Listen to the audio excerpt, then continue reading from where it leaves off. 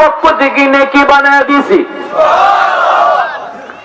গুনার জায়গাটা মুছে ফেলার পর ওই জায়গাটা গ্যাপ ছিল, গ্যাপ জায়গাটা আমার পক্ষ থেকে নেকি বানিয়ে দিছি। এজন্য এগুলো আমার তরফ থেকে বোনাস। সুবহানাল্লাহ। তাহলে তওবা করার দরকার আছে না নাই? কার কার ইচ্ছা আছে তো হাত তুলে আল্লাহর দেখাও।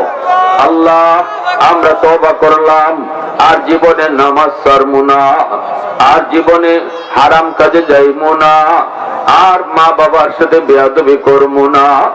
আল্লাহ, মুরব্বীদের সাথে বেয়াদবি করবো না, উলামায়ে কেরামের সাথে বেয়াদবি করবো না। আয় আল্লাহ, হালাল পথে চলবো, হারাম থেকে বাঁচবো, হারাম কামাই করা থেকে আল্লাহ আমাদেরকে হেফাজত করো। সবাই বলেন আমিন, আরো জোরে বলেন আমিন। ওয়া আখির দাওয়ানা আনিল হামদুলিল্লাহি রাব্বিল আলামিন।